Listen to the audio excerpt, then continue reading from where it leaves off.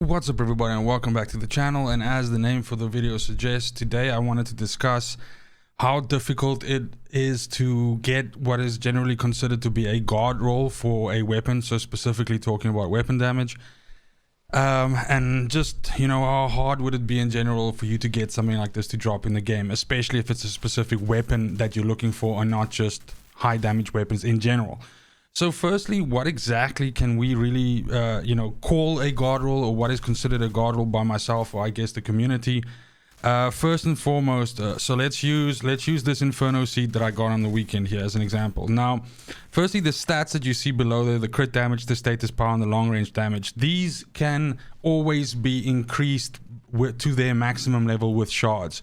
So it doesn't matter what that rolls on, and these are fixed, by the way, when it comes to legendary. So each legendary of the same weapon will roll with these same stats. They cannot change, and so these ones can be updated with shards, and that's no problem, right? But the part of the weapon which is RNG, which can roll differently, is of course the main firepower stat. And generally speaking, I would say that anything above 94 or 95k is, I would consider, guard roll. I think this is also generally a sentiment that's shared by the community, and this is partly due to the fact that I believe the maximum roll is 100k, and also because of the general rarity that you see rolls above that. I, for instance, do not have a single weapon that has rolled higher than 95, as an example.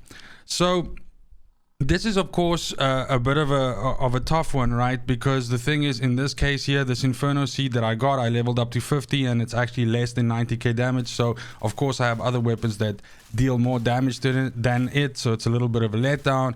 And just to show that these values, you know, vary even on the same legendaries, we can take these two Thunderbirds that I have. As you can see here, one rolled all the way with a low damage value of 80k, whereas the other one rolled with 93, and you'll see that both of them are level 50. Both of them, their stats other than the damage are exactly the same. They have the same mods even on them, and you know, the sub stats, the crit damage, the status power, and the close range damage are all the same as well.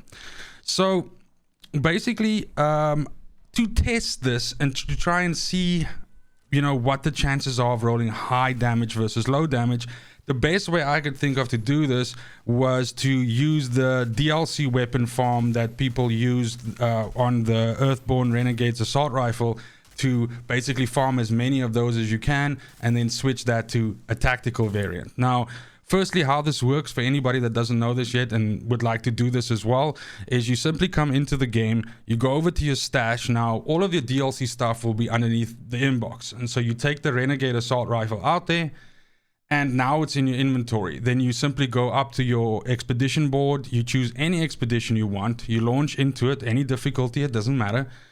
And once you are actually in the expedition, you can skip all the intro stuff like that, and you go into the expedition, you kill any mob, you just have to kill a mob, and then basically you let the rest of the mobs kill you. So let me just wait for this to catch up here. So here I'm just going in, I'm just killing, you know, this marksman right here, and then I'm just going to run and let these guys shoot me. Now, it's very important that you kill a mob, and that also that you then let the guys kill you. So it doesn't work if you simply just run in and let the guys kill you, or I've seen situations where this causes a bit of a problem. But essentially what you're doing is you're trying to create a scenario here where you can have multiples of those weapons, and I'll show you what I mean right now. So I've let them kill me, now I abandon the run, and I get back to my camp, and then once you get into camp, you get the menu, and then simply I back out to the lobby again. Now, what I've done here now is I've managed to keep that DLC weapon now in my inventory, and now when I continue the game and I go back in, you're going to see I'm going to come back in here, I'm going to go over to my stash, and I'll be able to take another Earthborn Renegade Assault Rifle out. And so you can rinse, repeat, and do this as many times as you want.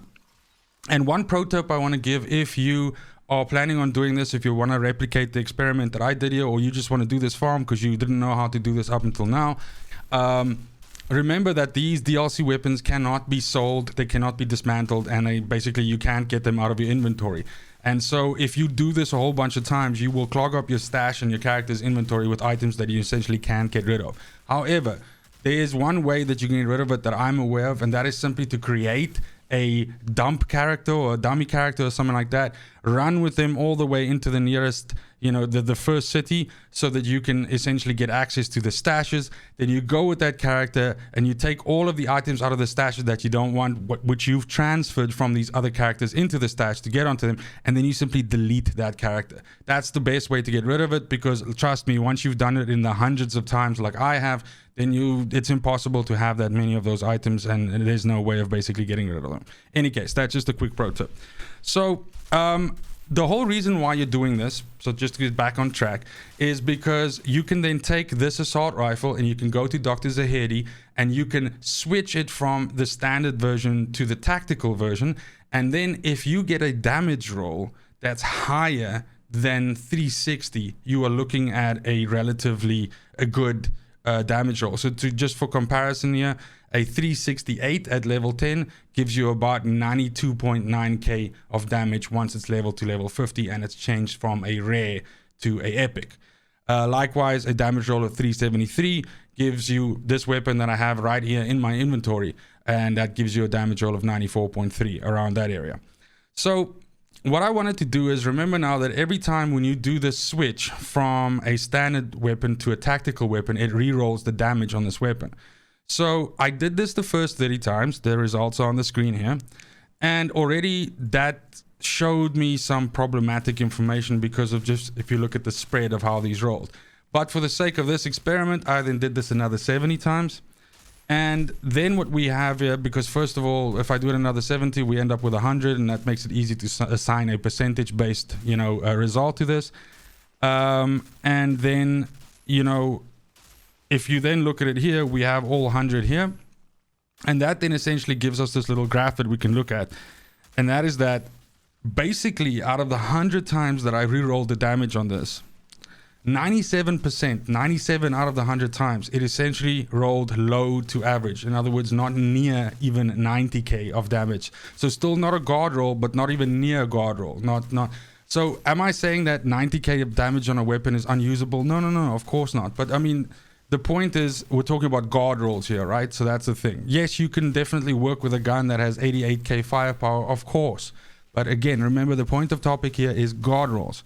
That means that out of the 100 times that I did this, only 3 times it essentially rolled, you know, two of the 100 rolled what I would classify as usable, meaning between 351 and 360, which is still below 90, by the way. And then the one rolled, the 373 actually, coincidentally, that I have in my inventory right now, rolled, which is then close to a guard roll at 94.3k. Now, you might be saying, so what's the problem with this? Of course, it's RNG. You know, isn't it supposed to work this way? What it seems to me is that not only is it, of course, RNG how the weapon damage rolls, but it seems that there's a further modifier on here that essentially weights that, let's say, only 1 out of 10 times that something like this happens, it actually gives you something that is above average in quality. The rest of the time, it's either middle or really low quality from this sample set that I was able to create here. Now,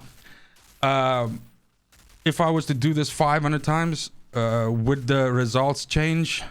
This data right here tells me that probably not. But I don't know if I have the the fucking drive, because this took me like a lot of hours to do this, to do it for 500 times, for instance, or something like that. But certainly the sample set of data that I have here indicates that this is not the case.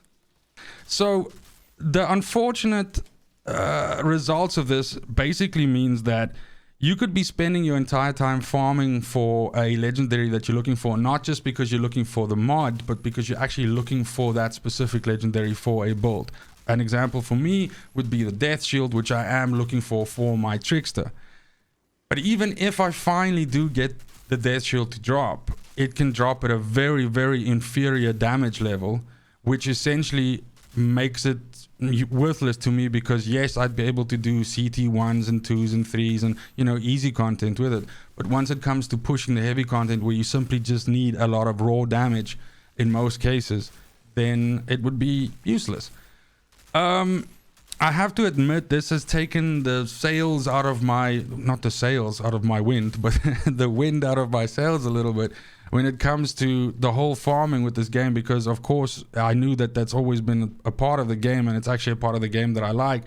But it is daunting to realize just that you essentially RNG compounded by, I wouldn't say additional RNG, but rather a weighting of, you know, that only about 1 to 3% of the weapons really rise to the top. And that's again based on some kind of random roll or something like that. So I guess it is RNG on RNG basically, but it just means that it's becoming clearer and clearer to me now, the amount of time, especially considering the amount of time that I've already invested in the game, the amount of time that it would take to gear out a character, but not just one character. Let's imagine 4 characters with essentially near god roll status. So, you know, like min-maxing it all the way to the best. I mean, of course, you could get horribly lucky and it could just fall in your lap. But that's the thing. So it's taken me aback a little bit, I have to admit, because it really has become clear that it's a gargantuan effort. And just as a final part to the video, I would like to end off with how I think, I mean, whether this will actually ever happen is, I doubt it. These games are not unfortunately, but they're built this way by design. But something that I'd like is if perhaps people could fly, or can fly, I don't know if they could fly, but they can fly. But if people can fly, studios would perhaps look at the fact that legendaries should in general be considered as better loot than, you know, rares and whatever, if you actually consider keeping the legendary, so you're not just farming it for the mod. And perhaps if there was some way for them to make them automatically roll, let's say, more to the top. They don't have to be 100%, they don't have to roll god roll, but they have to, you know, like prefer like the top 25% or something like that. That's a solution. Or alternatively, make the players work for it, right? So there's already an end game resource which we accumulate over time and which we farm for, which is drop pot resources. So why not add in an additional layer of upgrades that you can do to legendaries with drop pot resources, which can just be like that final icing on the cake of your character to make it to that really powerful thing that you've spent all these hours creating, and then you're able to, you know, play with and, you know, just experience this really, you know, visceral, powerful character that can just crush his way through content. Again, I'm not suggesting that they allow you to upgrade the weapon from, you know, being shitty or a middle roll to god tier with drop pod resources, but again, something within 15 to 10% would be cool. That's it for today, guys. That's the whole thing. I hope you found this information useful. Again, thank you very much for the support on this video and all the other videos that I've released in the last couple of days. It's really much appreciated, and as always, continue to comment and like down below. Let me know what you think about this, what your thoughts are about this analysis, and consider subscribing if you find stuff like this interesting, because this is the kind of thing that I do, whether it's Outriders or any game that I play, and you can expect more of that coming to the channel in the future. Thanks again for stopping by, especially if you made it this far, and have a great morning, have a great afternoon, have a great evening, wherever you are. And until next video, fucking cheers. They want the best of me now, best of me now, best of me now, best of me. They want the best of me now, best of me now, best of me now, best of me.